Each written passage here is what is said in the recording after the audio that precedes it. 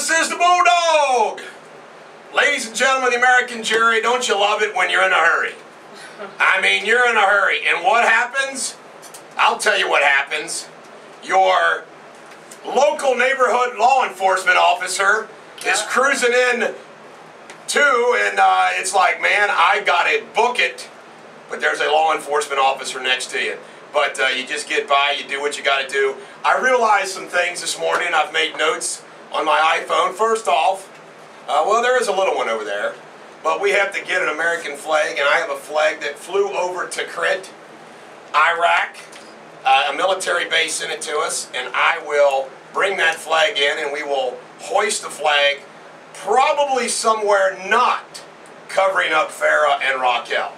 Matthew McConaughey, his photograph is pretty big, but we think the flag could probably cover that up. No problem. I also had some deep thoughts this morning. Like, I wondered what would happen to my show if I didn't get up in the morning and just slept in, didn't call, didn't text. We'd be calling you. What do you think? I wonder what would happen. Also, I keep forgetting the fact that I am now a reverend, and my fellow reverend from Latonia Baptist Church will be in here Thursday between 8 o'clock and 9 o'clock to join us again. I also, this is very interesting, I had a member of the media, and this was kind of unsettling, to be honest with you. There's a member of the media, which I've never met, who had sent me a message wanting to meet with me, and I was supposed to meet them at 10 o'clock today, and instead of just texting me, they text me a picture, fully clothed of course, and a message. And I think the reason why is so I would know what they look like. But I was like, it's kind of interesting. It's interesting. So I'm assuming, is it a woman? Yes. Okay. I also want to announce, ladies and gentlemen, the American jury, that today at noon, I'm going to be at Insight to be interviewed by Don Weber on the issue of the toll bridge or not, which is pretty awesome. And, of course, we know that no one, ladies and gentlemen, the American jury, has ever dared debate me on that or any other issue because they are just plain chicken. This was my radio promo for this morning. You got a song there? Am I going to like this song? Work? No! Oh, what? That's a great song! No. Ladies and gentlemen, the American jury, when the traffic report comes in, I will pick a song because Garrett is challenged. It's not a good song to start the show off with. Terrific song. Hickory dickory dock. The bulldog like an eagle does not flock. He loves superbity. He hates perturbity. But everyone knows on ClassX, he rocks. Take that, Andrew Dice Clay. Whoa. You know what? Shakespeare, King Kong. You know, the fact that no one is ever willing to debate me on any subject matter really does make me the Cicero of the tri-state and the entire country. And I'm thinking today, I got up this morning, I weighed another pound less. I got a six-pack on my stomach. I'm 49 years old. And I was thinking about to that song, I'm Too Sexy. And we ought to gear this up for Friday because we'll probably have a crash on our website of the simulcast. But I was thinking about promoting on Friday at like 8:06 a.m. that to the music, I'm Too Sexy, I will do a striptease to show off my six-pack stomach to the world. I was going to take off Friday, so that'll be perfect. And you know what? I know for a fact that I am in the best shape of any talk show host in the country. It's just that simple. They can't compete.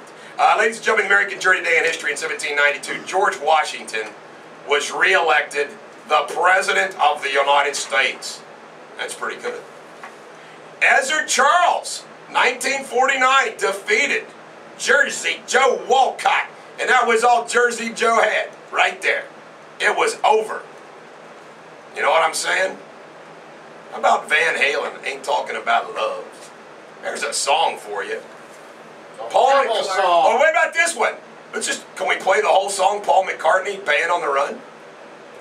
It was released in 1973. Hold on to that song. We'll do that song. Monty Python's final episode aired on BBC. Pete Rose became the highest paid baseball player in 1978 4 years, $32 million. Wow, wow, wow. In 1991, Charles Keating Jr. was found guilty of fraud in the linking savings and loan.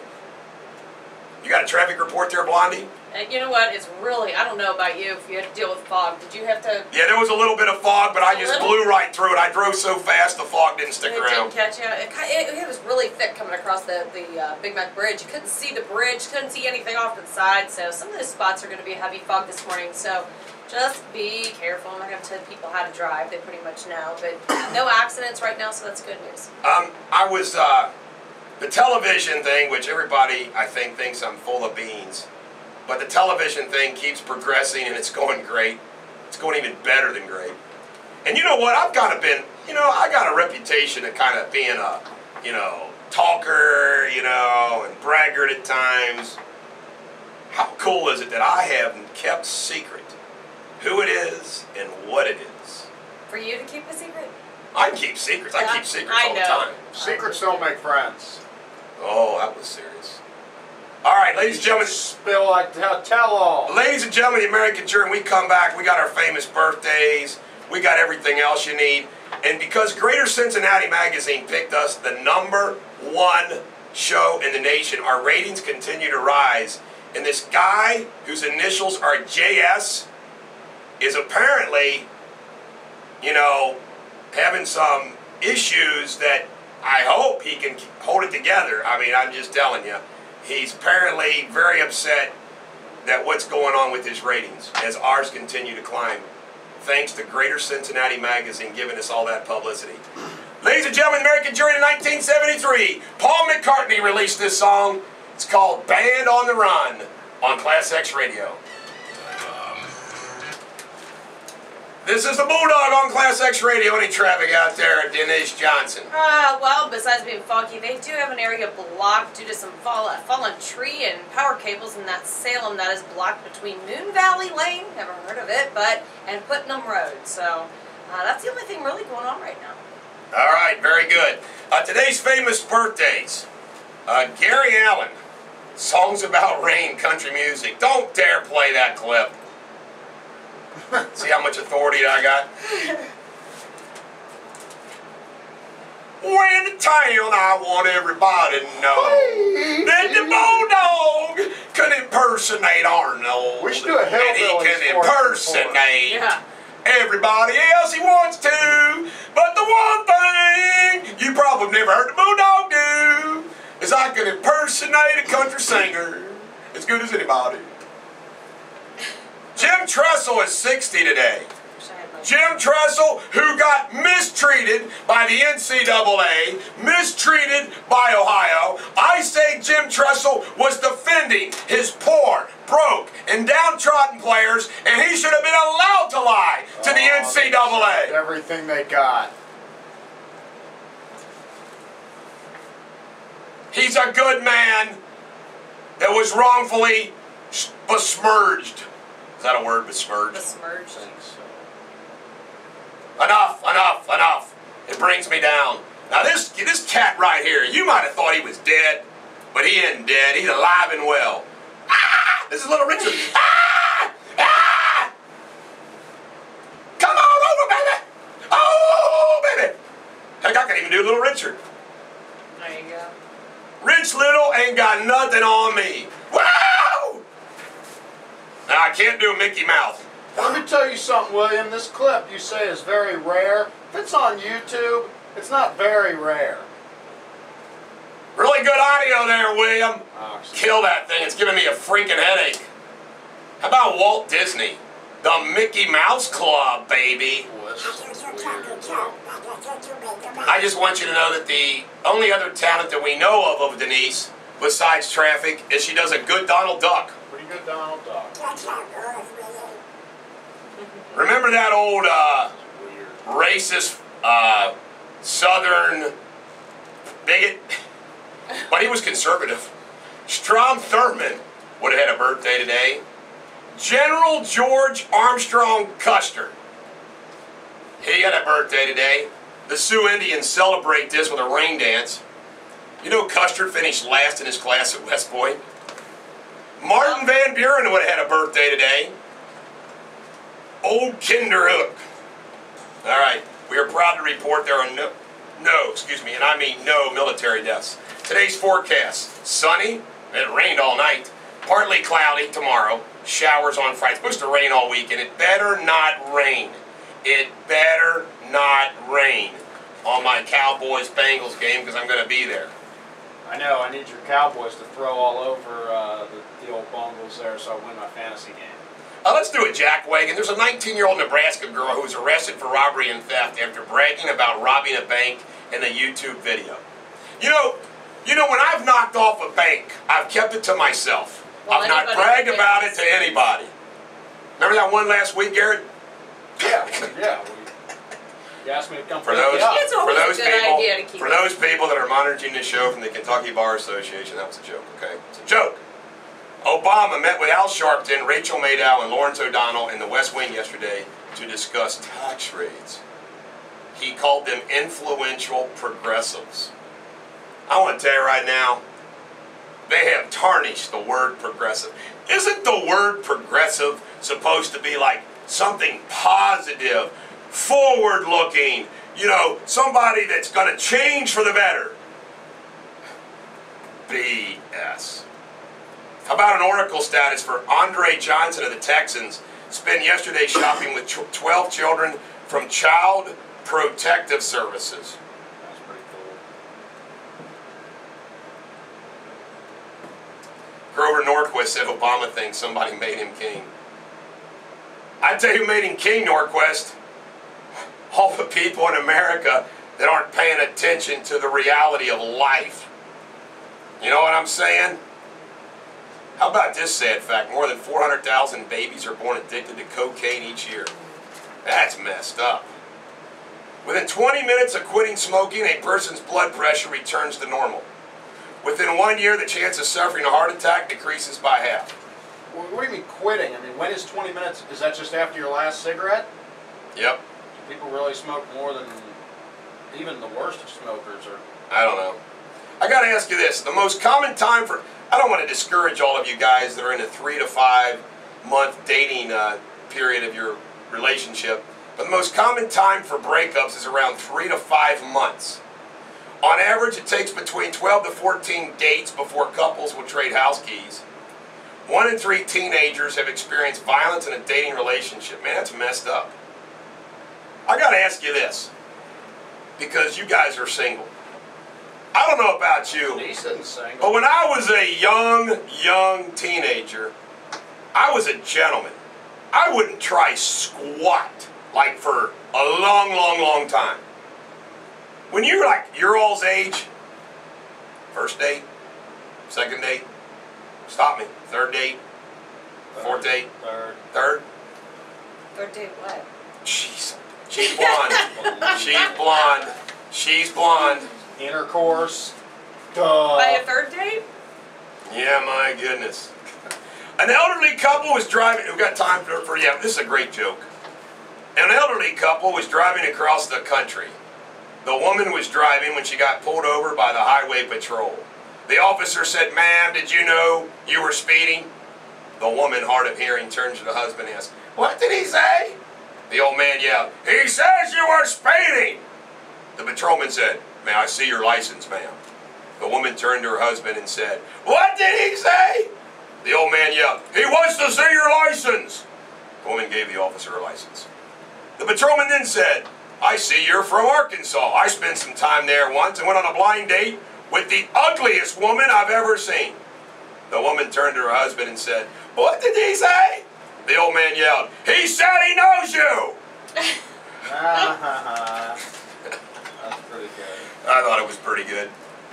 Man, oh man, oh man. Reminds me of Christmas Vacation. You like that movie around this time of year? It's funny that you mentioned it. I've already seen it 3 times since Thanksgiving. It's been on a lot, and I've watched it 3 times. I cannot watch that movie enough. It is. It reminds me of the old people. The oldest. Yeah, speaking of that, today, Tony Arlinghouse, my good buddy, my painter, is coming over the house, he claims, because Tony never shows up, at 8:30 a.m. to use a bucket truck.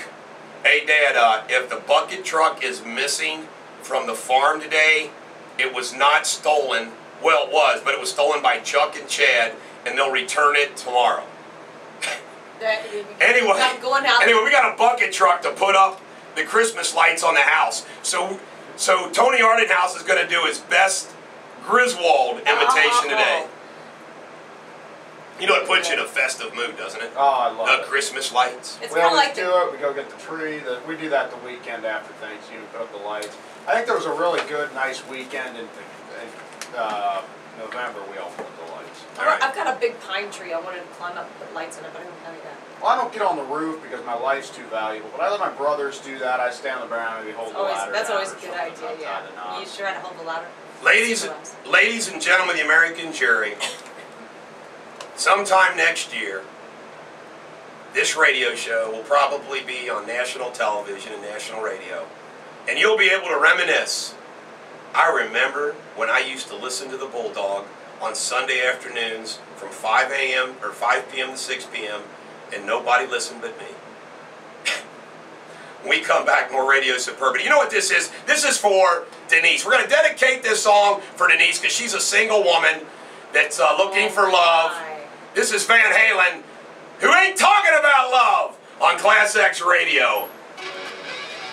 This is the Bulldog on ClassX Radio. All right. You know what? I just want you all to know that I miss Jake not being here, and I just want you to know that I'm not going to tell him how you talk about him behind his back when he was gone to London. No. I don't miss Mike Zimmerman. I just tell you one thing, Tony Arlinghouse is a loyal listener. He heard all of those wonderful things I said about his promptness, his painting ability. I mean, I'm not kidding you. When Tony Arlinghouse paints your house, you know, you look at a regular old house, you know, and you want it painted. And it is amazing how with just white latex or oil-based paint, you can look at the house when he's finished and you think you have a Michelangelo. Really? I mean, it's incredible. Like, two white houses right next to each other, one done by your average Joe painter and one done by Tony Arlinghouse. It's like Michelangelo next to your 3-year-old kindergartner. Really? Of course, my grandchildren are going to go to kindergarten at 3. All right, traffic, please. Michelangelo. Don't you? I was going to say, don't you mean Michelangelo? I'm trying to be European sounding. Michelangelo. European. I can do any kind of voice y'all want. Yes, you can. too. Why hey, dog, you won't go to that Wildcats game on Saturday night? Heck yeah, man. Do you see what we found out? We found out. I'll tell you right now, we've already done sports. Let's do pop culture like some hillbillies. All right, we're going to do pop culture like hillbillies. Will you please get the traffic report over with? Shut up and let me talk. I could keep up with that one, maybe. I do live in... You're from Fort Thomas. You can't talk like a hillbilly. Right, You snob. I don't want to talk like a hillbilly. Okay. I could if I wanted. Will you just do the traffic? Traffic, and we'll cut the mic off. All right. Let's see. There's a problem. It's on Salem between Moon Valley Lane and Putnam that is closed due to some down power lines and a tree down in that area. Also, you have Liberty Fairfield Road between Stony Brook and Marcel. That's closed due to a water main break. And it's foggy out there, so expect some problems, especially heading across the Daniel Carter Beer Bridge. So, right now, everything else moving along. All right. There you go. Dustin Hoffman, according to TMZ, when asked if he would act alongside Hillary Clinton now that she's leaving public office, said no, because I think she'll be in the office. I don't know if Hillary's going to win, but I tell you one thing, we could use another president from Arkansas. Good for you, Dustin. Frankie Muniz, I don't even know who the hell that is, 27-year-old actor suffered a mini stroke last week, and doctors still trying to figure out the cause. That's that guy from Malcolm in the Middle. Oh, I know who he's talking about. You know, I tell you what causes mini stroke? Stress. Ric Flair, according to TMZ, his wife has filed for divorce, citing his numerous alleged affairs, and claims he's failed to pay her spousal support for $4 per month. Agreed to in October. I used to love watching Ric Flair, and I was watching $4 a month.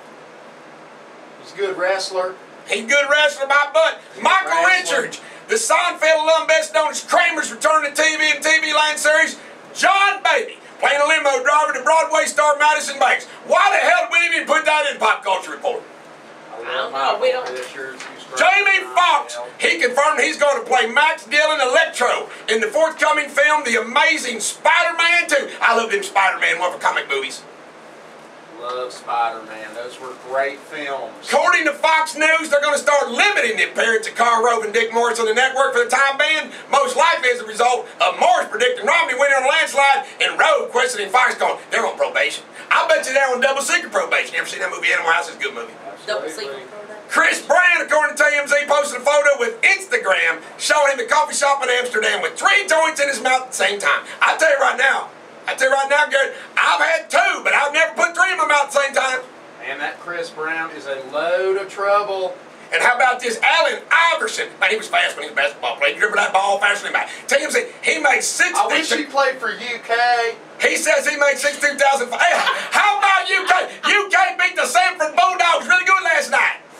Hell, they whooped them good. The who? Hell, they'll be back in top 20 before you know. Social networking study. New studies revealed that 32% of U.S. residents aged 18 to 24 use social networking stuff. Heck, I do Facebook in the bathroom. That's what it's saying right here. It says, we do it in the bathroom. You do it? Is that the only place you do Now, it? I can't believe this story. This is our last report on pop culture today by the country guys. Hugh Hefner. Remember that girl Crystal Harris that's smoking out there? I ain't seen the picture, but I heard it's pretty good. They broke up. She kept the ring. Well, by golly, they're going to get married again in Beverly Hills. So it's back on? Actually, they got married yesterday. I did. Hugh Hefner, I love to go to his house. What would you go and do? I'd go to one of them Halloween parties. What'd you Ladies dress and like? gentlemen, the American jury, we now return to our regular scheduled programming. That was Pop Thanks, Culture Hillbillies. by Thanks 2 for country stopping by the boys. studio. They were great, weren't they? They were good. I don't think we're. Bless those good old boys. Well, Butch Jones hasn't left yet, but we have a couple local news. He will. Streamline Health Solution is moving its corporate headquarters from Cincinnati to Atlanta. They always leave. I mean, come on, UC Bearcat fans. You know they're going to leave. Les Moonves of the 2.5 Men actor. What? What? You know what? He put TMZ News in local news. Good job, William. Well, William, you're fired. Until midnight tonight when you help me start working on the next newsletter. We didn't have the kiss. Oh, you're going to love this one too, guys. This is hilarious. UK played last night. Nowhere to be found in the sports news. I don't even know what the final score was. He did that intentionally. What are you talking about? It's the top one. I don't see it. It says New Orleans Saints. New Orleans Hornets. NCAA basketball scores. Next page. I got NBA. Right here. Ah, I see. Well. UK beat. What was the final score of that game? 88-56. All right. Northern Kentucky goes down to Texas Tech. They play here. Did they? We got some bad news. Typhoon Bopha hit the Philippines hard yesterday, killed dozens of people, many in a landslide. Well, I am so glad I don't live in a typhoon area. Aren't you? Earthquake, typhoon, any of that. And the world's oldest person died. Her name was Bessie Cooper, 116. Can you imagine that? Passed away Tuesday at 2 p.m. in Monroe, Georgia, east of Atlanta. 116 years old. That's old. That's really old. NSA whistleblower William Bennett, he says the FBI has access to every American citizen's email, including members of Commerce. He claims the agency collects every email sent in the U.S. and has created a device to differentiate important and non-important emails. Man, they're listening to they're reading my emails. Wow. That's the thing. There's no way they read them all. They already have to have something that filters out. Right. I'm sure that they have something that probably like captures keywords. And if there's none of those keywords in your email, it automatically gets tossed. Huron, South Dakota is banning eating while driving. That's an outrage. I should be allowed to eat my biscuit while I'm driving. A study of 277 students at the University of California, Santa Cruz has revealed that not one person said they want a marriage proposal where the woman proposed to the man. Denise, have you proposed for any men, to any men other than Garrett? Oh, that is a nice profile. Wow. You know, it's funny that they had the price of milk the same time that profile appeared. Oh my God. That was funny. The skirt she had on. That was funny. Holy. $8 for a Denise, have you proposed for any men since you've been single? Proposed? Other than us. Ladies and gentlemen, off the air, she proposes to us every day. And we say, no, no. Become the princess of Carrollton. Yeah. No, I've never proposed to anyone. I've never proposed. You've never posed? Well, I want you Let's go on. back to posed. Denise, let me ask you something. If Playboy Canyon said $1 million, barrel, You know what? do it. Dude, there's a price on everything. That's a picture, right? You do it. You do it for $100 grand. Do it for $10, probably. Pack of smokes. They would Pack of pay Virginia me Slims. $10 not to do it. Pack of Kentucky's finest. Well, let's just turn that right around. Ladies and gentlemen, what would you do? ladies and gentlemen, the American jury, the all-time best cruise song is coming up right now. It's Ace Frehley. As you're driving in, I want you to be stomping your feet, slapping the steering wheel, and saying, "You rock, Bulldog!" And then tell all your friends on ClassX Radio. This is the Bulldog on ClassX Radio. Barack Obama says he's not gonna back down. Ladies and gentlemen, the American jury, America is going to hell in a handbasket.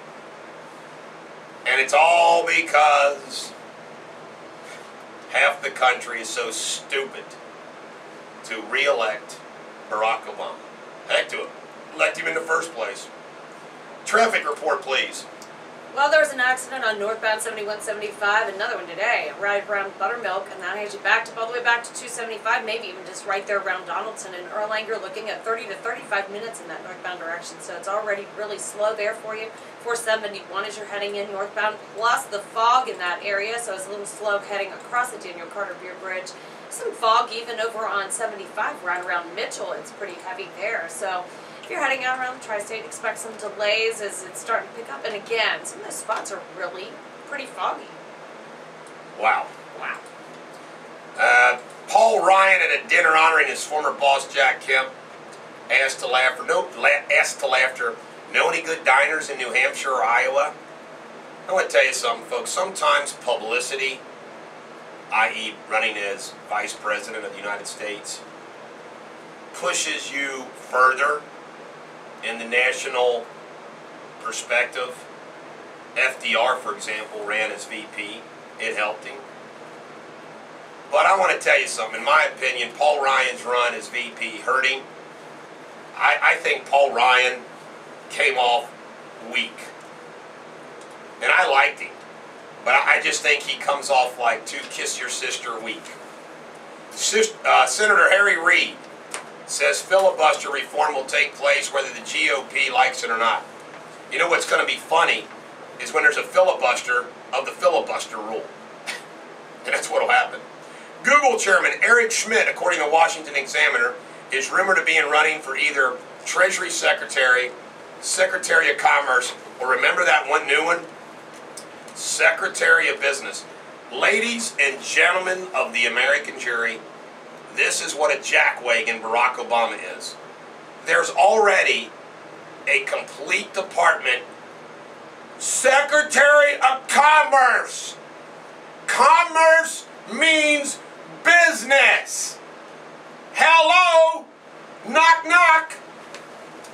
And I want to tell you about a little Barack Obama. He is not only a dumbass. He has people around him who are also dumbasses or smart, and he's ignoring what they're telling him. I mean, it's incredible. It is beyond incredible.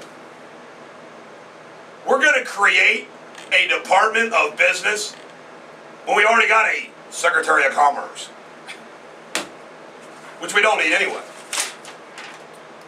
Senator Tom Coburn on veterans' gun rights, according to the Washington Times, said he would rather veterans deemed mentally incompetent have their right to buy and possess firearms be taken away by a judge instead of the Department of Veterans Affairs. Yeah, that makes sense.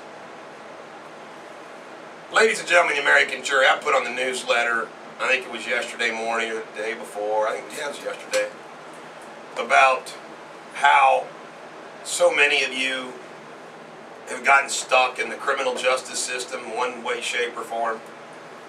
I deal with this every day. I got a phone call yesterday from a man who I've represented for a long time, who is in the hospital against his will by his son, who he has had physical fistfights with, who he cannot stand, and the son is trying to deem him incompetent and take over his affairs, when the last person on earth this guy would want to manage his affairs would be his son. On the other hand, I've recently agreed to represent a woman whose stepfather of over 30 years has some issues, and his children, his biological children, filed for guardianship. And guess what? At the hearing, everybody was respectful. And yesterday, I got a letter where everybody's agreed, let's sit down and talk about it and work it out for the best of him. It's beautiful.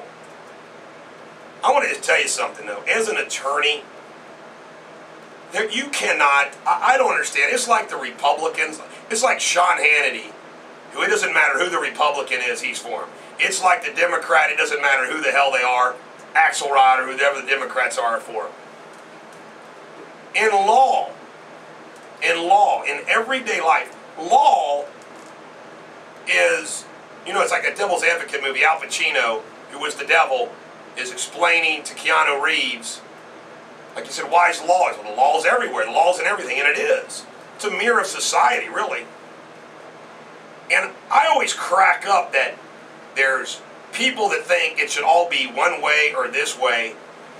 No, there's always circumstances which are different. For example, the police. There's sometimes police officers have every freaking right to pull out their gun and kill somebody with their gun. And there's other times they should not. Well, there's some people, they're always going to side on the police side no matter what the heck happens. It's stupid. Now, I think the area of the law which is the most heart-wrenching and frustrating after criminal law is domestic relations. When you're dealing with divorce, custody disputes, visitation disputes, so forth and so on, it's bad. But guess what? There's judges that want everybody to hold hands and sing Kumbaya. Well, guess what? Sometimes, let me give you the different situations.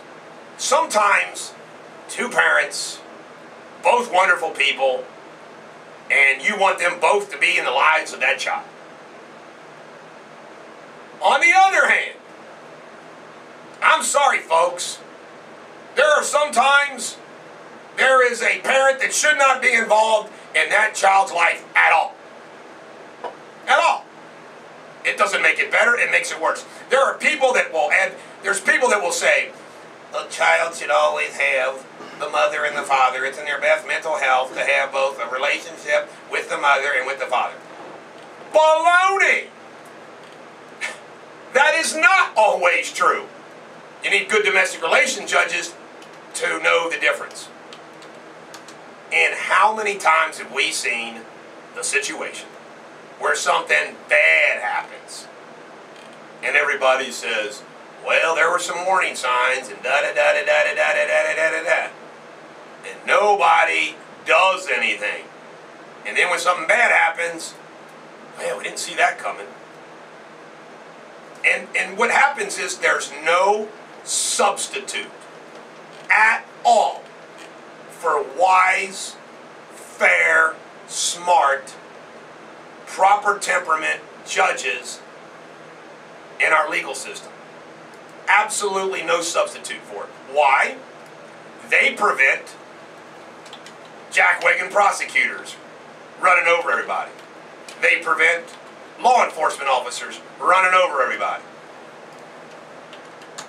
I could say this.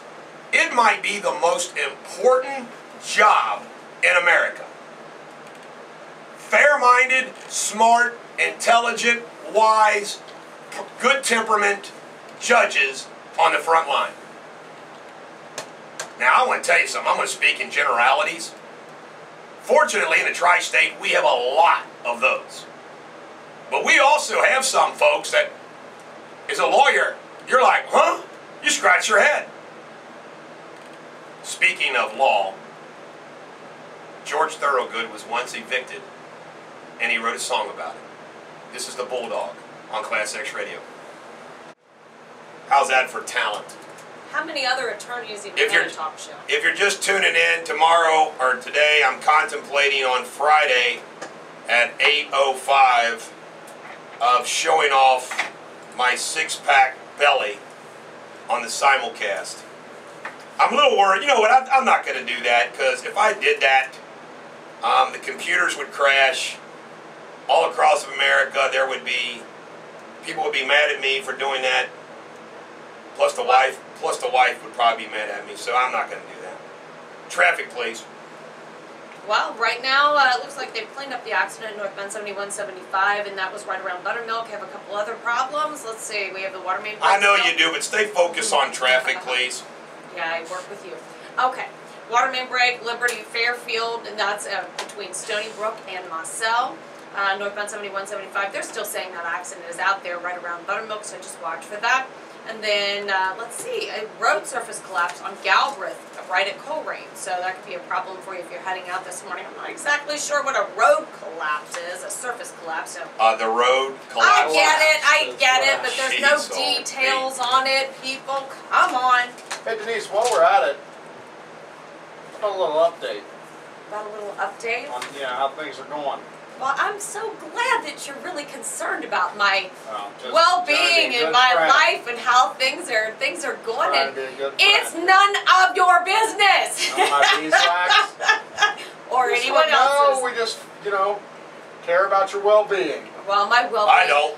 I'm well and good, man. I'm U.S. Senate. So you're getting some nice work. It's better than you, right? U.S. Senate rejects.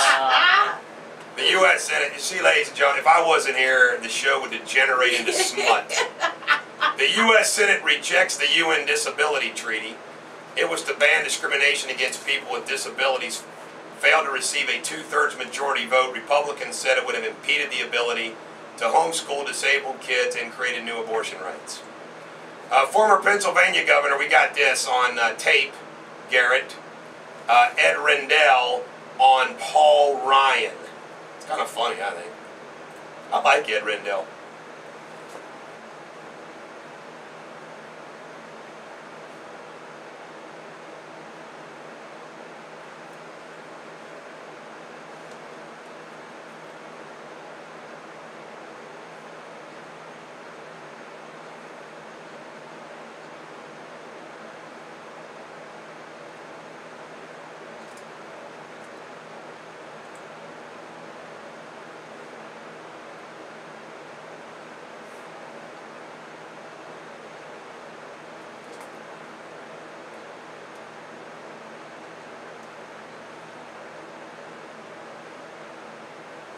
And you know what? Paul Ryan did do that, and then Paul Ryan also, lied about a marathon time. Like, that's weird. I don't know, man. You wanted to sound cooler, so. Yeah. That's weird. That is weird. Everybody knows this. You know what cool is? Cool is when you're just yourself, and it's cool. That's what cool is. I'm cool. Yeah, I was going to say. President George W. Bush, this is funny, he spoke at a conference supporting immigration reform, saying, as our nation debates the proper course of action relating to immigration, I hope we do so with a benevolent spirit and keep in mind the contribution of immigrants. He said they build our economy. They build our economy, invigorate our soul. Here, I'll try to do the Will Ferrell, George Bush. As our nation debates the proper course of action relating to immigration, I hope we do so with a benevolent spirit. Nah, it's not good. But you know what's funny about George W. Bush is this. Oh, it was great. Barack Obama makes him look like smart and presidential.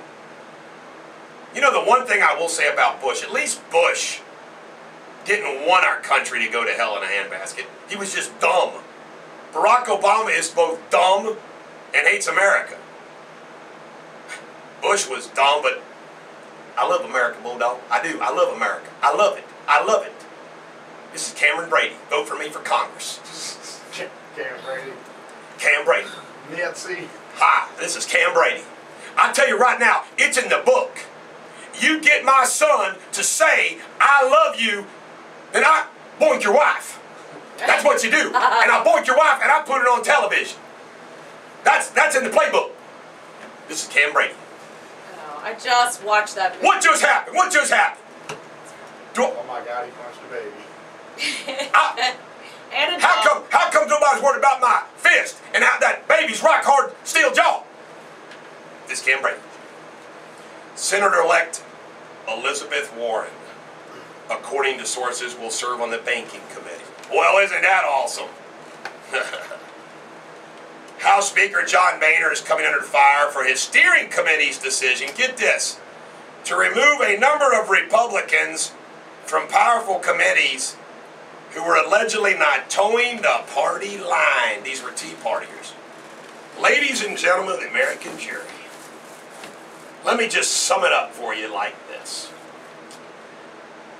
The Tea Party, more than anything else, pounding away on Obamacare and the debt ceiling debate, allowed us to have a Republican Congress in 2010.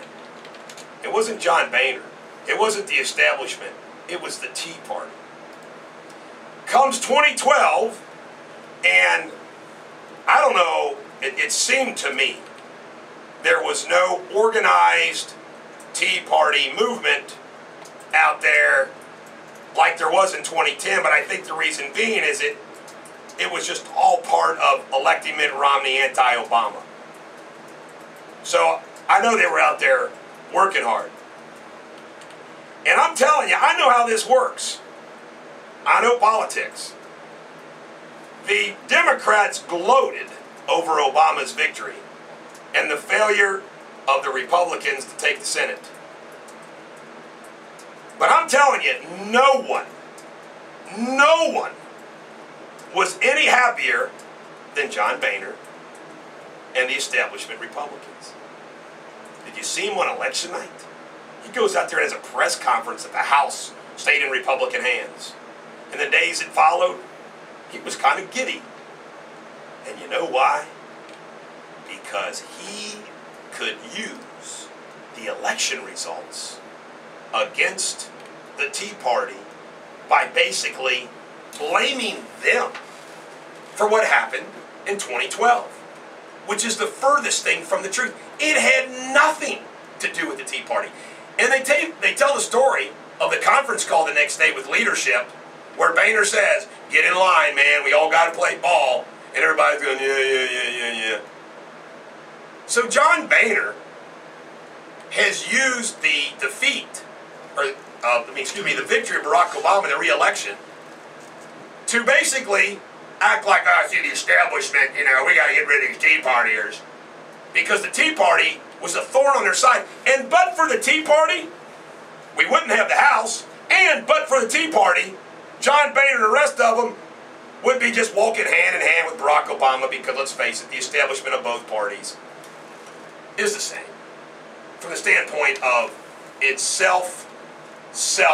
selfishness, not what's in the best interest of the country. I mean, it's incredible. So, John Boehner doesn't fool me. And by the way, once again, it blows my mind. I've not heard anybody on the national shows speak of what I just spoke about. I mean, I marvel. Do these guys not read and prep or think? I don't get it. They just read what's on the television. They just read what's on the television screen that somebody puts up. I don't know. But Boehner, one of the happiest guys about what happened on election night. And guess what? The Tea Party are kind of hard-headed. And you know what? I'm offering myself. I'm a leader of this toll battle. I'm going to be interviewed by Don Weber at noon at Insight. I want to tell you something. I offer myself as a leader of the Tea Party. You know, it's time to have some central organization for the group and get stronger. Nobody that thinks like a Tea Partier has changed their mind because of the election. They just need a leader. And I will be that leader. Ladies and gentlemen, the American jury, I remember being a little boy, listening to this song. It was on a cassette tape that my brother Jed had. And I guess it must be rock because it was in the Spry collection. Not Edmund Fitzgerald, that's a sad song. This song right here is one of my top 25 songs of all time. Gordon Lightfoot, Sundown, on ClassX Radio. This is the Bulldog on ClassX Radio. Ladies and gentlemen, American jury, we now go to Blondie with a traffic report. Well, you know what? Things are really picking up and slowing down, especially on 71, 75. We've been dealing with some slow traffic there. 30 minutes. They've cleared the accident on 71, 75 there northbound at Buttermilk, so that's at least good news. There is an disabled vehicle that's got broken down on 275 as you're approaching 75, so that has you slowed there as well. A surface collapse, I'm not exactly sure what has caused that, and that is on Galbraith at Coleraine, so you might want to avoid that area if you can this morning to slow you down. Still have power cables down and the road blocked on Salem Road between Moon Valley and Putnam, so watch for that, and then the rest of the traffic just slowing down around the tri-state. And you know what, I went to Kroger's last night. I filled up both my cars, and I have an Expedition and a little red car. It gets 32 miles a gallon. I paid $1.37 a gallon. I had $2 off per gallon, so I filled up 35 gallons. Cost me $48.26. So normally, can you believe that? It normally costs me $100 just to fill up my Expedition because it's a 25-gallon tank. Wow. Both cars for $48. Isn't that awesome? I took pictures. I took pictures. By the way, at 8:45 today, speaking of pictures, Sabrina, the official photographer of Bulldog Nation, is going to be in here to photograph us in action for television. In action? In action. What are we going to be doing? Radio show, baby. Oh, we're going to be acting radio. That's what we do. Is that Denise, we have a radio show. Okay. We said acting. God, my that's working. God, Karen. Where did Spry find this woman? Spry! I'm not acting radio. Spry, we want a replacement traffic gal. I'm not acting. I have a lot of experience. We want a brunette. I'm working. We need a brunette traffic girl, Spry. I can let my hair grow out and be traffic over both. my years. There you go. No offense to all you intelligent blondes out there. Young years. Your very young years, yes. You're a baby. Apparently. Denise, you have had a lot more experience on the You're roads right. in your 60s. I've had a lot more being that you're in your experience. 60s. Yes, I have. You know, Definitely had more I'll give experience. you that. A study apparently proves that government workers do tend to take it easier than their private counterparts. Well, isn't that our shit? Do we have an SNL skit for today? No, let me go get one. We need to get one. Yeah, I got plenty of material. You can go get one. Ireland. Got anything in mind? According to, let me see, who haven't we done yet? We did the cheerleaders. I like thinking of a Saturday Night Live character, and then you think about one of their best. Oh, Mrs. Eddie Murphy doing Mr. Robinson's Neighborhood. Okay. It just cracks me up that you can remember Eddie all Murphy. This stuff. This stuff does. Hi, boys and girls. This is Mr. Robinson. I thought about this today. I actually did this today. You should just do and it one yourself. day I'm going to do this. I'm going to come in here and stay in character for a whole show. And just tell everybody I'm somebody else and do the whole show. And other than those people that are hearing me right now, Or watching. they'll be like, who the heck is that guy? And I think it's going to be a black man. Because of all that race stuff, you know, and that video that I did and everything. I think it'd be funny. Chuck's having a nervous breakdown right now. But I think it'd be hilarious to come in and do my whole show with my black man's voice. Well, why would he be having a breakdown right now? Why would that bother him? Did it, Charlie Johnson? And I'm in here for the Bulldog. Because the Bulldog taking off today, so Charlie Johnson in here. All right, now, we got a story about an island. 65-year-old crime boss Eamon Kelly, known as the Godfather, was shot around 6 times by a lone gunman. Man, that hurt 6 times. He was chased down on a Dublin street by a member of the Real Irish Republican Army. He shot him. My God, that hurt, man. 6 times. I remember one day growing up, I was out there playing with my cousin Leroy, and we were shooting at each other, and I got shot twice. Man, it hurt like hell. Had to go to the hospital that day.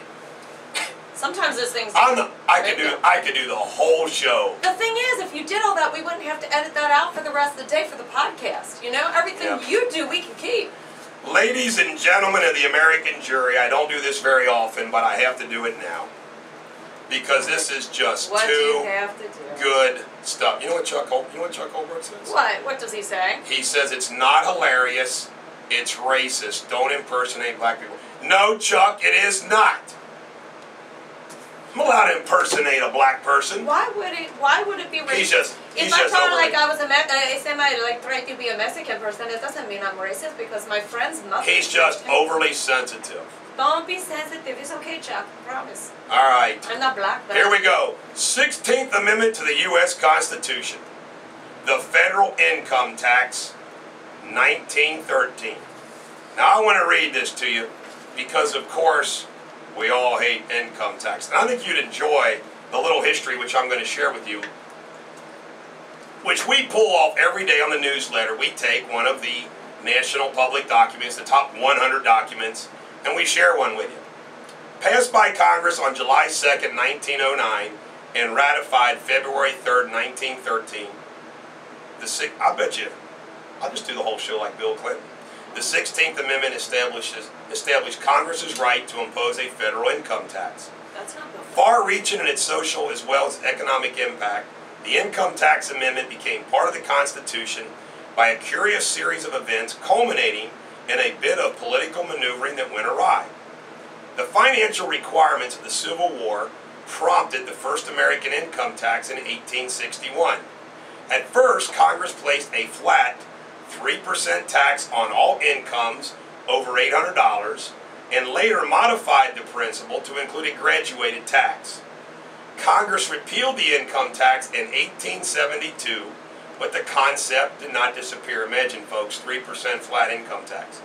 After the Civil War, this is great stuff. The growing industrial and financial markets of the eastern United States generally prospered, but the farmers of the South and West suffered from low prices for their farm products, while they were forced to pay high prices for manufactured goods. Through the 60s, 70s, and 80s of the 1800s, farmers formed such political organizations as the Grange, the Greenback Party, the National Farmers Alliance, and the People's Populist Party. All these groups advocated many reforms considered radical for the times, including a graduated income tax. Thanks, farmers. In 1894, as part of a high tariff bill, Congress enacted a 2% tax on income over $4,000. The tax was almost immediately struck down by a 5-4 decision of the Supreme Court, even though the court had upheld constitutionality of the Civil War tax as recently as 1881. Although farm organizations denounced the court's decision as a prime example of the alliance of government and business against the farmer, a general return to prosperity around the turn of the century softened the demand for reform. Democratic Party platforms under the leadership of 3-time presidential candidate William Jennings Bryan, however, consistently included an income tax plank, and the progressive wing of the Republican Party also espoused the concept. In 1909, progressives in Congress again attached the provision for an income tax to a tariff bill.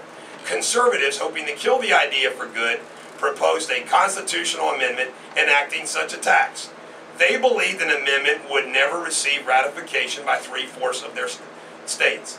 Much to their surprise, the amendment was ratified by one state legislature after another, and on February 25, 1913, with the certification by Secretary of State Philander C. Knox, the 16th Amendment took effect. Yet, in 1913, due to generous exemptions and deductions, less than 1% of the population paid income taxes at the rate of only 1% of net income. This document settled the constitutional question of how to tax income, and by so doing, affected dramatic changes in the American way of life. Ladies and gentlemen, the American jury, I am going to expound upon this and expand upon this when we come back. This is an incredible piece of history, and boy does it tie in the day. All right, I dedicate this song to my wife. I used to sing this song to her all the time, and I still do. She likes when I sing this song, even though she's blue eyes. Let's start singing it. This is Bob Welch, Ebony Eyes. I can sing this whole song, but I think people want to hear Bob Welch. A former member of Fleetwood Mac who died this year. God bless him. On ClassX Radio. Great song. Crank it up. This is the Bulldog on ClassX Radio. Traffic report, please. Well, we have some accidents out around the Tri-State this morning. Let me see if I can scroll back down there.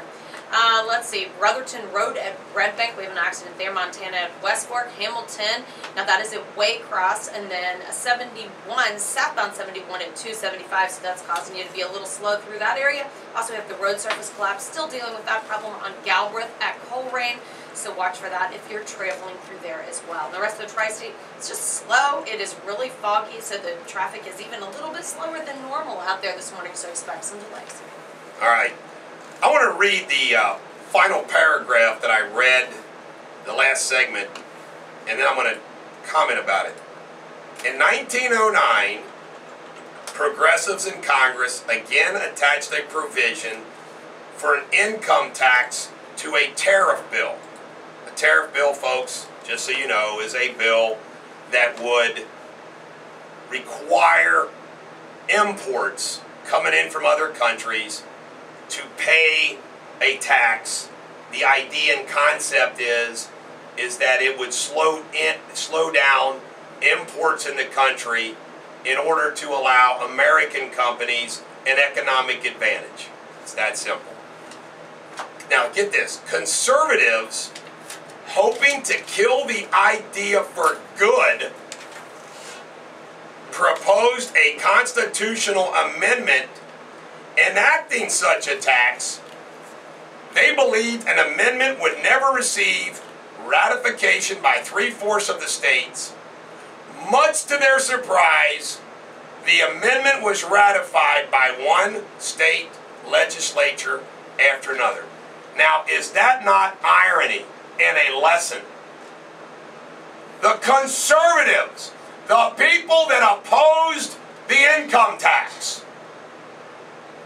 thought by supporting a constitutional amendment, which would make it freaking permanent, they basically gave us the income tax. If they would have never agreed to that. And this just shows you the slippery slope. We start out at a 1% income tax, and look where it went. Look where it's gone. I do think it's very interesting in the support of a flat income tax and a flat sales tax, that's what we began with.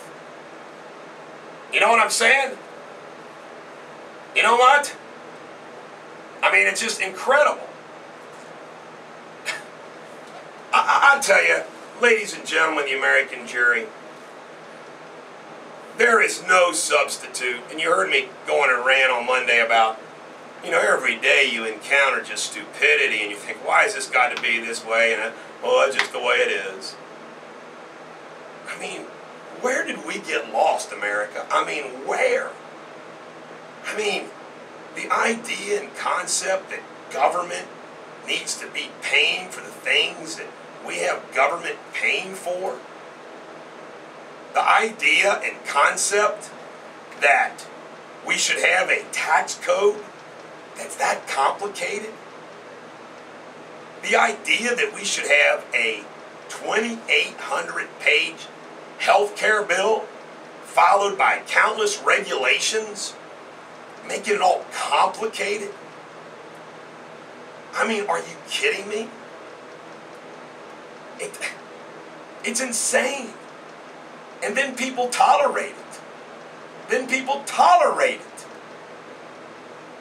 And then you have political candidates that are unable to articulate what I'm articulating right here. You know what? It is not. I want to tell you, folks, I'm being dead serious. When I used to joke about running for president, it was a joke. It's not a joke anymore. I just want to tell everybody out there, including my enemies, it's not a joke. I know for a fact I would be a great president. Why? Because I got common sense, I got guts, I know how to speak, I know how to write, I don't need teleprompters, I got work ethic out the yin-yang, I would surround myself with good people. There you go. It's that easy. Barack Obama is not a patch on my butt on any level. Legal, political, whatever. Now, he happens to be the President of the United States. That doesn't change who he is, what he is, and what he did. Never had a real job. Never tried cases to juries. Never owned a business. Never met a payroll. I know he doesn't know history better than I do. I know he doesn't know current events and public policy that we should be on better than I do. But I don't get. You know, Willie and I have these conversations all the time like, where's the next Reagan at? Where's the next great? This country with all the people that it's in it, this is what we get. Can you imagine me on a debate stage, primary or otherwise, speaking like this? Oh my God, what do you think the polls after the debate would be? They said, man, I love that Bulldog guy. He's my kind of guy. Not to mention the fact that all of these candidates, no one has the ability to cross any bridge. Obama has zero ability to cross over to us because he's just what he is. That's just plain simple fact. He is what he is. And you look at the Republican nominees, for whatever reason, and I like some of them, folks, they just could not connect with average Joes. Unable to. Impossible for them to. I mean, it just drives me nuts that they tolerate this tax code. And John Boehner's part of the problem. John Boehner, I heard him say once, oh, if we started off with a white piece of paper, we could do that. But we don't. Unfortunately, we have all these things. That isn't freaking leadership. That is not leadership. Well, it's the way it is. It's always been that way. My God. Boehner, have some balls. I'm fired up, folks. I think I'm going to go on a 1-hour rant. No breaks, no commercials, no songs, no traffic report when we come back, maybe. Maybe that's what I ought to do. Straighten out America. This is Nowhere Man from the Beatles. Huh. You know what? What? I dedicate this to Boehner, Obama, and McConnell on ClassX Radio. This is the Bulldog on ClassX Radio. I apologize, ladies and gentlemen of the American jury, but I know some of you are out there driving and you might want to know something about traffic, so we're going to go ahead and let Blondie give you a traffic report. I know it's no fun for anybody at home, but there are some problems out there. I have a couple of accidents. Brotherton at Red Bank Road, Montana at West Fork, still dealing with that. Hamilton at Waycross, as well as southbound on 71, right around 275. I looked at the camera. You are slow from Field Turtle, but that's pretty normal as far as those delays go. So there's also a problem on Galbraith at Coleraine. They're claiming that's a road surface collapse. How big of a problem? They're not really saying. A water main break on Liberty Fairfield. That is still an issue between Stony Brook and Marcel. That's been out there actually all morning long. The rest of the traffic around the tri-state is slowing down. All your normal spots, you've got your delays, and it's very, very foggy out there this morning. All right. Ladies and gentlemen, the American jury, I don't know if you saw the report. I think it was on 60 Minutes. It could have been another program that I saw where the Chinese are buying foreclosed homes and lots of real estate in this country. They're buying a lot of the real big homes in California and other locations like Florida and New York. You know, some of those what they called them McMansions that people couldn't afford. And I tell you right now, having Chinese buying a bunch of our real estate is troubling to me. And I don't know what the solution is. I haven't focused on it, but I will definitely come up with a solution. And of course, if I was President of the United States, you darn well know that I would solve the problem. I should Do you know, this is, I find it hilarious, actually, when so many politicians get blasted for lack of detail when they state their position. Sometimes that detail is necessary, but a lot of times it's not. Why?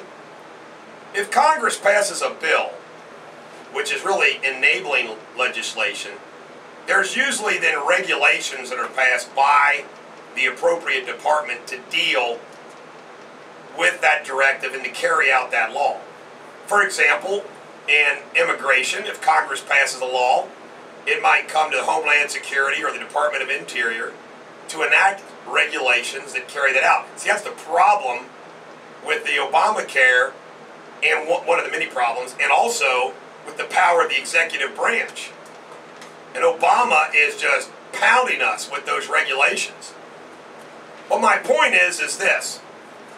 You know, if you're running for President of the United States, or you are President of the United States, okay, just pick an issue. Let's talk about energy, okay?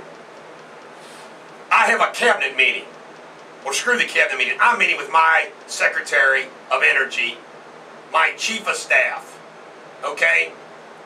And let's say, hey, let me see, my Secretary of Energy for, I'm going to make it Larry Forgy. Why?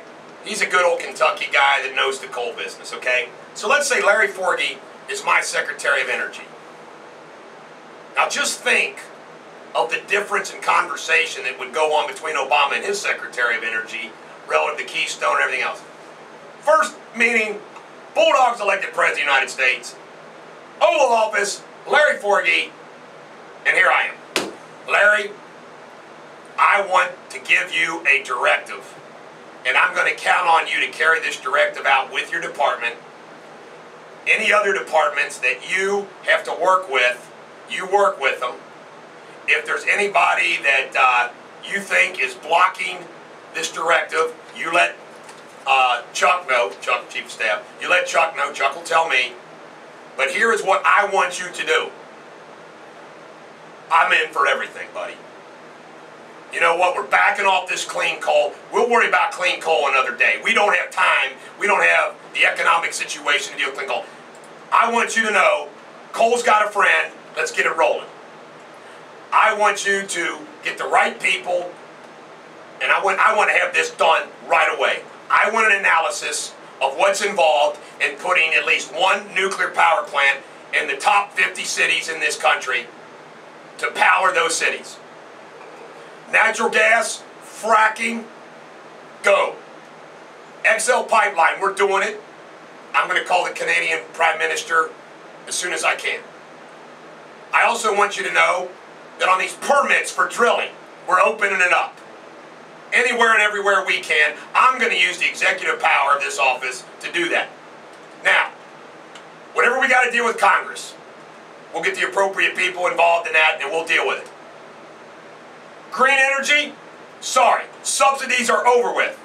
However, through regulations, or the lack thereof, I will support that all I can. Renewables, everything. Ethanol, I'm sorry, we got to stop burning our corn. We need to eat our corn. Ethanol, sorry.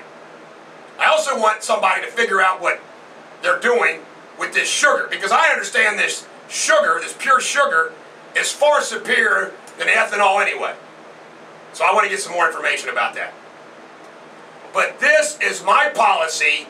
We do it all. Oh, another thing. You know, I keep hearing about this refinery issue of capacity. I want to report about what's the issue with refineries. Let me tell you something. We are going to be energy independent ASAP. I know the environmentalists going to have some issues with what we've been doing. I'll deal with them head on. I'll get them in the office here. I'm not going to duck them. I'm not going to ignore them. I will get them in this office, and I'll deal with them.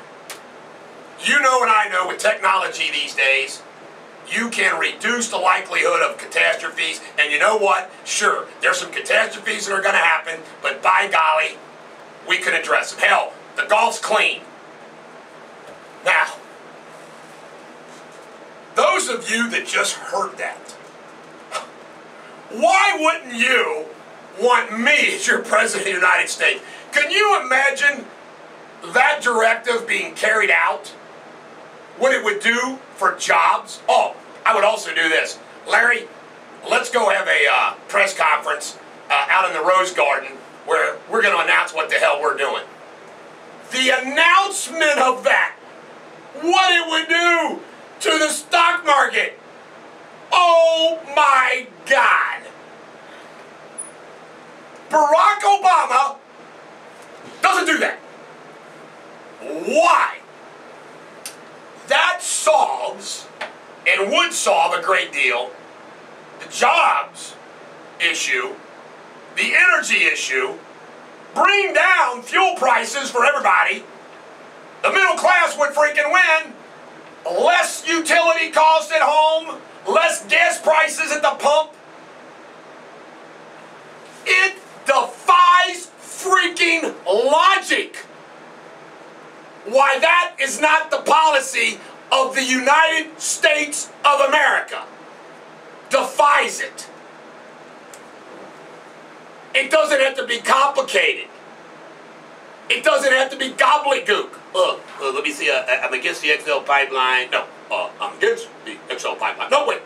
Let's do the XL pipeline just from Oklahoma to New Orleans. Yeah, let's do that part. No, I mean, it's just so freaking all that. And I would do what I just demonstrated to you. You know what? I think when we come back from the break, I'm going to do the tax issue. I am going to do tax reform when we come back. And in the cabinet meeting will be my Secretary of Treasury, all of my staffers that deal with Congress and the Senate that I have to deal with. My Chief of Staff, Chuck, will be there. The Treasury Secretary. Well, who else do I want in this meeting? Oh, I definitely got to have the head of the IRS. I'm gonna have the head of the IRS there, of course. I also want my political leadership in this room. I'm going to want the leadership, whether it's minority or majority party, also in this meeting.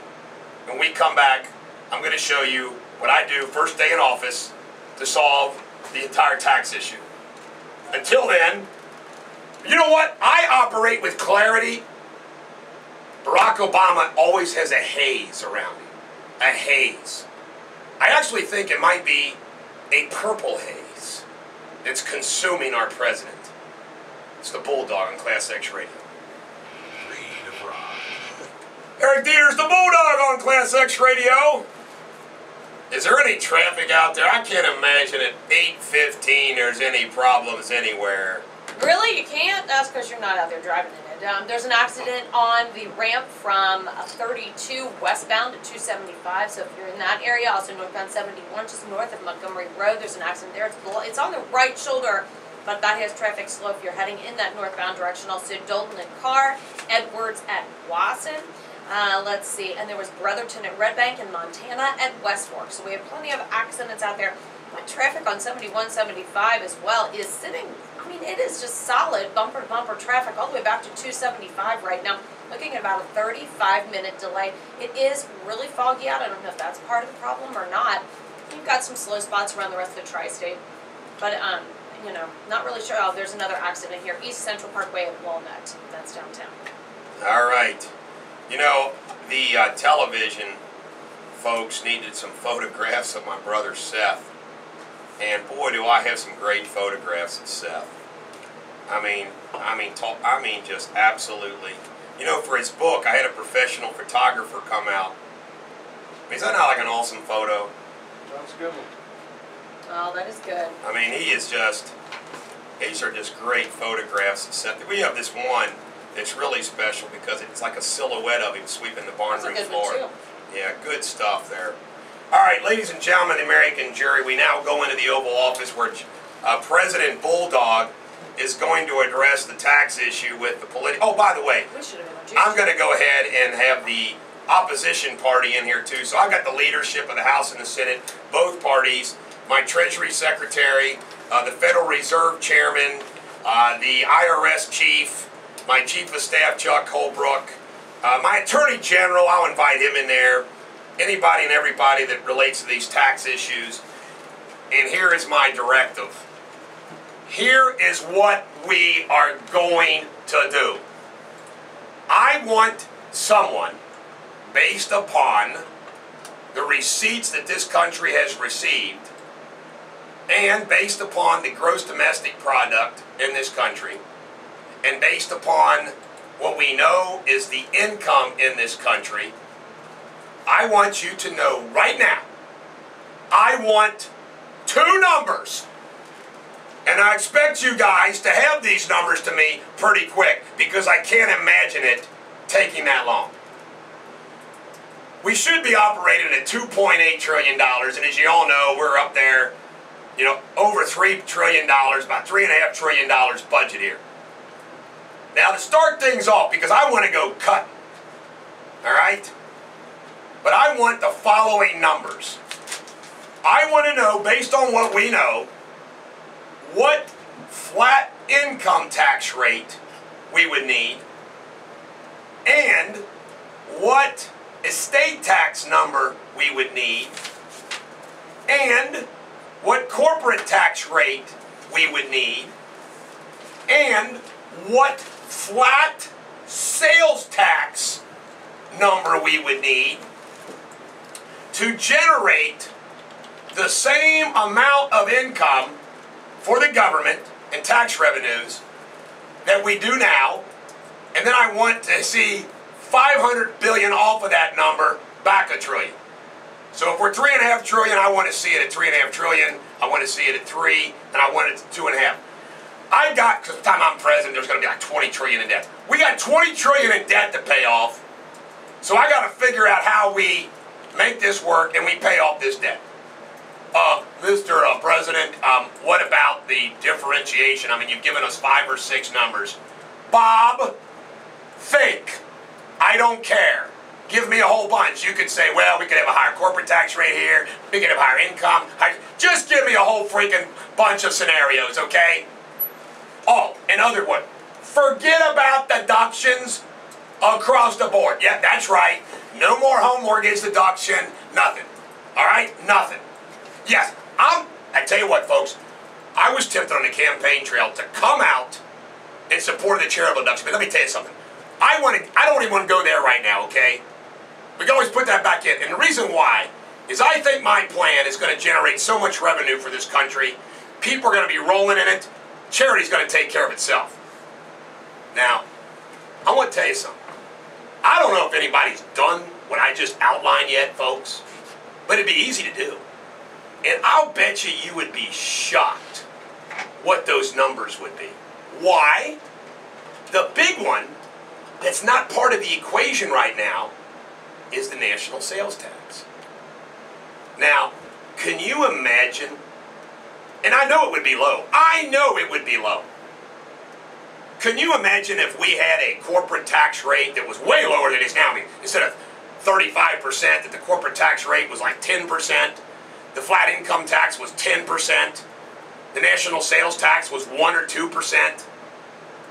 Can you imagine at those rates that we would bring in the $3.5 trillion, and then we say, okay, with these cuts that we're going to do, can you imagine what would happen in the economy? The red tape, whew, out the door. Enforcement problems, much better. It's incredible. It makes all the sense in the world. And you know what I'd do? Once I got all those numbers together, I'd have a press conference. And I'd announce what I'm going to do. The American people would love it. And I would say this to all the lobbyists in the banking industry, the real estate industry, all the lobbyists, all of them. I'd say, let me tell you something, folks. You see how low those numbers are? This economy is going to go so well. You're not going to need that home mortgage deduction like you did before under this complicated mess. And let me tell you another thing, folks. I'm an equal opportunity lobby buster. All of these lobbies up here. Guess what? You're wasting your time, and guess why? Every one of you is taking the hit. Every single one of you. Now, let me tell you something. Can you imagine opposition to this? Trying to save this and save this and save that. What I could do out there on the campaign trail. When I say campaign trail to pass this, can you imagine? But actually, you know what? Let me tell you something else I would do as president. I wouldn't travel very much, probably even the first freaking year, because I'm solving problems. Hell with getting out in America. I could talk to America from a television set every goddamn night. And by the way, I would every day. I would talk to the American people every single day. What I was doing. Every day. Here's what I'm doing today, guys. I'm going to meet with da-da-da-da-da, and we're going to da-da-da-da-da. Why can't we do this stuff? Are you kidding me? And I'm going to tell you right now, I'm going to keep pounding this stuff away, and you watch, it's going to catch fire. It's probably going to catch fire when I get my national television radio show, and people across the country see this. There's going to be some people that say, wow. Right now, it's restricted to the tri-state. But it's going to grow. It's going to grow. How freaking awesome would this be? And then guess what I would do? I would shame the hell out of the lobbyists in these industries. I would say, I'd go on television and say, you ain't gonna believe what this lobby group did the other day, what they offered us. You're not gonna believe it. Oh, and here, by the way, the lobby group for so-and-so, this is how much they've given to the Senate. This is how much. I'd name their names and embarrass the freaking hell out of them. The American people would be like, oh my God, the Bulldog is going to save us from all this crap. There's no will to be great. There's obviously no work ethic to be great. Greatness, folks, usually comes in simplicity. It really does. You know, Edison tried like hundreds of things to use for his light bulb until he stumbled upon cardboard and the carbon. Simple. Simple. Lit the world. Cardboard. Nothing more than that. I'm going to be a presidential icon. They're going to build a Mount Rushmore just for me. Ladies and gentlemen, the American jury, this is who? The Pinball Wizard on ClassX Radio. This is the Bulldog on ClassX Radio. You know, it'd be hilarious to see the establishment Republicans to try to deal with me. Ha ha ha ha ha! And by the way, they wouldn't know what to do. By the way, I already got a plan. You do? To deal with any of my past sins and indiscretions. Ooh. Yeah? Are you gonna let? No, you don't address them because you don't get into specifics because it's just stupid. I mean, you do, but you just let everybody know. Say, man, I haven't been freaking perfect. Blah blah blah blah. But I'm gonna tell you right now. Nobody's perfect. No, but I'm telling you right now though, I wouldn't if they fired stuff at me. I would freaking deal with it, address it, move on. And I would never, ever, ever, ever let them get me off my game. Traffic report, please. Yes, sir. By the way, the movement is building already. You wouldn't believe the texts and emails of people sending me saying, my God, why aren't you president? Well, there you go. Maybe. Go ahead. Coming up. Okay, Brotherton at Red Bank, an accident there. Montana at West Fork, still dealing with that. 32 on the ramp to 275. They're claiming that's still there, as well as northbound 71 at Montgomery Road. Dalton at Carr, Edwards at Watson. Let's see, this is a newer one. State Avenue there, and that is at 8th Street. And also southbound 71 at 275. They're saying that's another accident off on the shoulder, so watch for that as well. All right. Fun stuff. Fun stuff. You know what? What? I got a Christmas present you need to check out. You want to take time to do this? I think we need to do this. I just want you to know, Denise, that here we are doing a very important show. We are. And I am trying to save America, and you do your traffic, which we have to accept. Yeah. And now you are trying to interrupt our show with a Christmas present. Well. All right, go ahead. What's this Christmas present? This is a gift that last night at Cards, one of the girls bought for someone. It's like the as seen on TV. This is the long reach tissue wiper. It is specially designed to clean the, am I allowed to say this? The female area, I'll just put it that way, and the rectal area after toilet use. Look at that thing. Doesn't it look like something you would, it's never been used, so don't be afraid of it. You have to, you guys, we couldn't get over the fact that somebody actually makes something like this. You have to take the toilet paper and you wrap it around the end of this thing and you go wipe from front to back for those hard to reach places on people.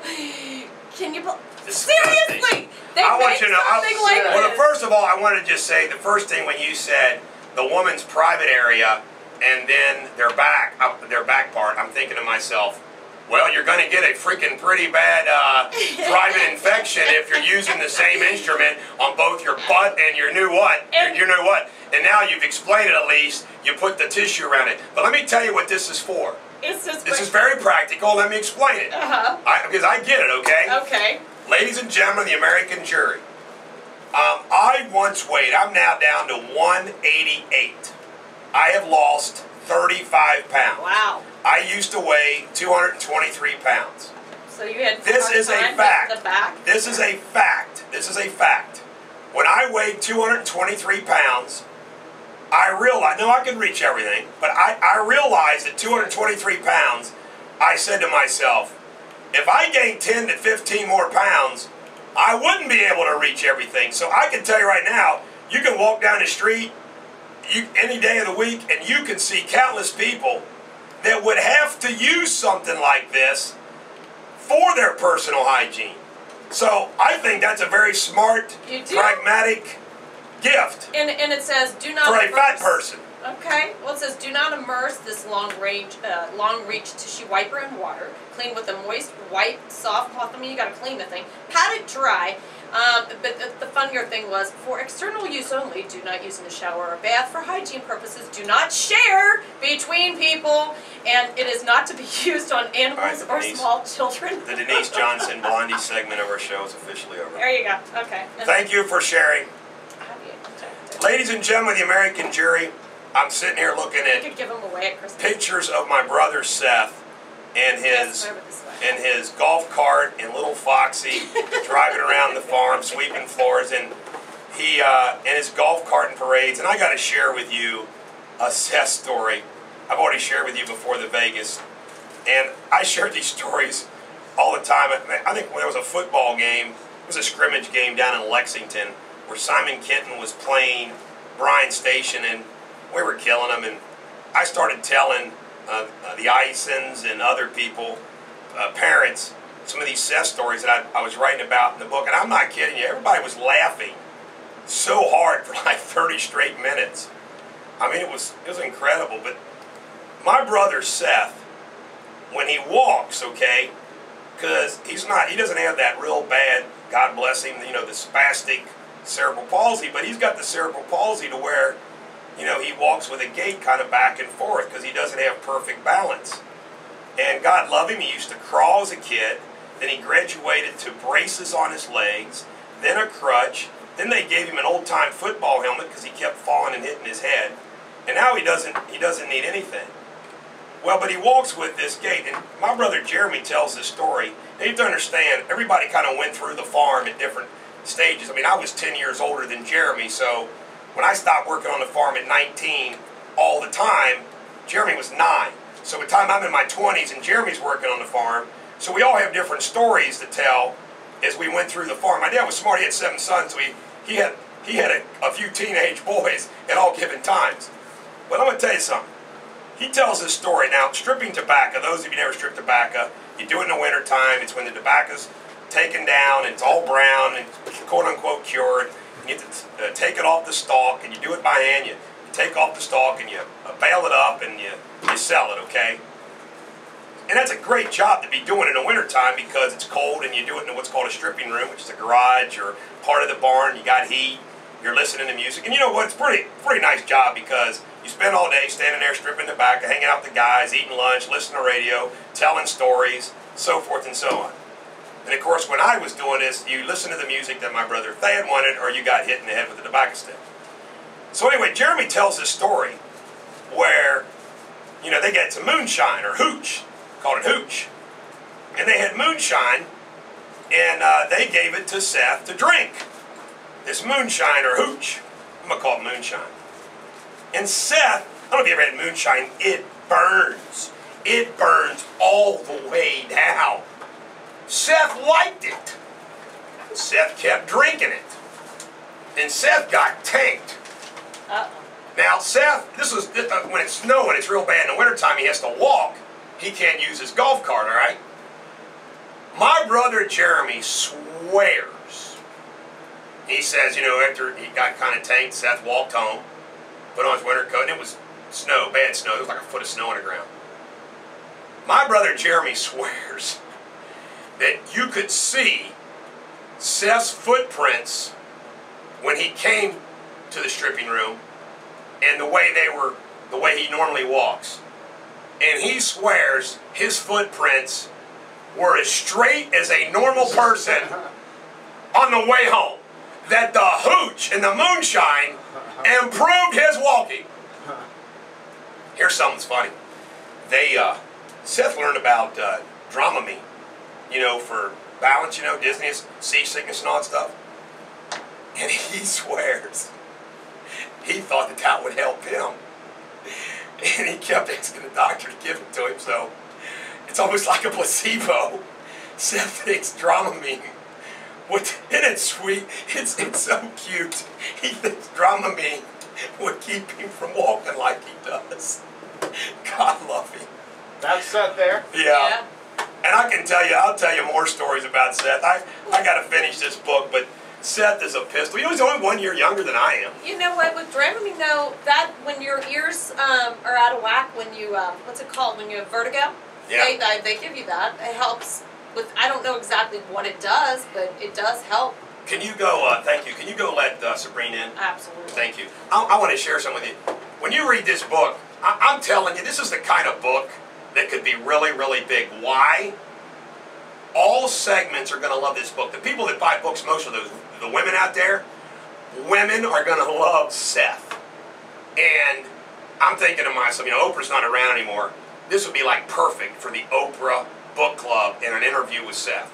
But all this book's going to need is a little boost, and it is going to be a big, big seller. You're going to laugh and cry back and forth, like the stories that my dad tells, you know, when they first learned Yes the Farm. Ladies and gentlemen, the American Jury, when I did the production of Pioneer Spirit, as a little introduction, and we were showing these old pictures of my wife and all the guys who were on the basketball team, and they were in middle school and grade school and high school. I said, this is a song that is perfect for this part. And it gives me goosebumps. I love this song. I hope you enjoy it. One of my favorite Beatles after George Harrison. This is Ringo Starr, Photograph on ClassX Radio. I love this song. He's not here. I know you're probably going to have a little anxiety running that switchboard over there, Gary. Be cool, right? Be cool. Be cool. And by the way, I didn't get the memo about Yellow. I just want you to know, we ought to play Yellow Submarine or something, you know. I just noticed that. I forgot to email him, you know. Garrett, I want you to know, buddy, good old pal friend of mine, Yes. that I like the haircut. Who cut your hair? Do you? Yeah, great barber shop in Kenwood. I have no idea what the name of it is. All right. Did you find the Saturday Night Live clip that we could use? Yes, I did. We want to lighten you guys up here in our final segment here. Here's a Saturday Night Live clip. I love this, man. Would you be mine? Could you be mine? That's so funny. Eddie Murphy, what a talent.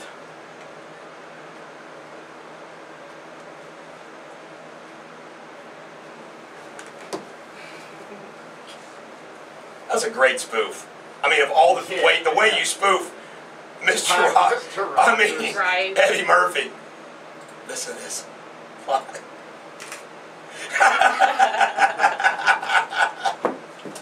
Isn't that nuts?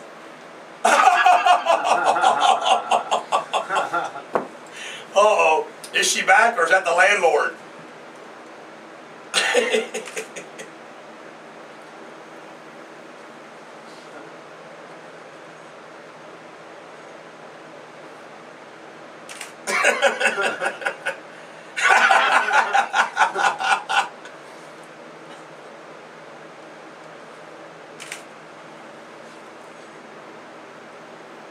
That guy's funny. That guy that played the landlord, that little nerdy looking dude. Yeah. He's funny.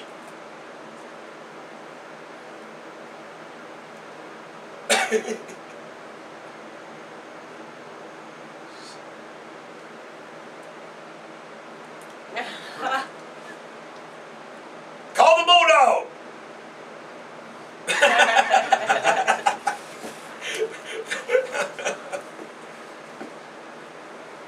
Scumbuggy.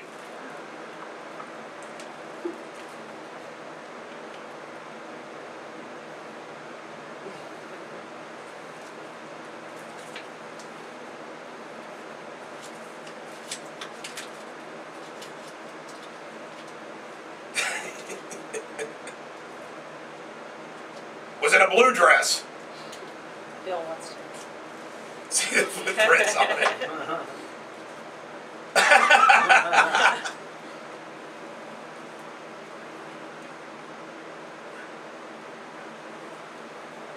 Magical land of make-believe. That's some good stuff, man. Mr. Robinson's Neighborhood. You know, Saturday Night Live, I think they never, ever lost it. There was some criticism of them, you know, back at some of these, I think maybe it was the Neely, you know, and some of those, you know, they thought Saturday Night Live isn't as good. I've never thought it was ever bad. Oh, I know. I mean, Saturday Night Live, whoever they've had on there, it's just been outstanding. Good writers. I mean, they all. But it's been years, because when you and I were younger, Well, I remember. all the time. I mean, Steve Martin, Chevy Chase. Yeah. I mean, if you look at it, they're the big comedians in Hollywood. Right. They end up being, you know, and Mike the Myers. writers are They Conan all Jimmy Fallon. they all go from there to something bigger and better. Right. And That's a stepping stone. Stepping stone. But they take what they can get. And they got big people. and they got like Heater, man. I mean, these guys are incredible. They got on there. Heater's Just gosh darn, man. Or is it Hader? Hader, yeah, Bill Hader. He plays everybody. You haven't seen the Californians, I have. I did. I saw Oh, it. you did? I saw it the other day. I saw the Californians. It's just pretty funny, man. My dad. The blonde guy, the blonde rich guy. Oh my Yeah, God. Californians. We ought to just do. hop on the 105. You know, we've done hillbilly. You know, we ought to do like Valley. We You ought know, to do Californians, Californians. the Californian sports. You guys did do that. Because we could do it. You know, Kind of sounded like that the other day when you were trying to be potheads or whatever you were trying to be. Stoners. Stoners. That's similar. Same thing, We got- isn't it? genre. Potheads, stoners. we have to find We got a some lot bits of good. from Bill and Ted's. Yeah. I still like our New York stuff. Yeah, it is New pretty York's good. good. I sent New York, by the way, to television. That one Oh, sports skit that we did where we okay. did really good. Yeah. The one that you didn't go from Garrett didn't. to Boston to Irish to New York. I didn't know I had one that I didn't do that. Well, that's the way it works. Well, you tried. You tried. You do better than I do. They just get New York traffic. Any final traffic report? Yes, there is, actually. Eastbound 74 east of Montana, there's an accident there. You're slow from North Bend. Also on Columbia and Worcester, those are the two newest problems. Slowing you down, along with fog. Ladies and gentlemen, American Drive, I want to introduce, or not introduce, but talk about the radio you station. can do it. ClassX Radio, the new breed of rock on 88.9 in Cincinnati and 89.1 FM in Northern Kentucky and Indiana. You can listen to us on live TuneIn Radio, ClassXRadio.com, and our live simulcast every day on the BulldogsNation.com. This is the Bulldog. Every dog has their day. I hope you have a great day today. And not only that, you know I love you. This is George Harrison. What is life for all of you on ClassX Radio.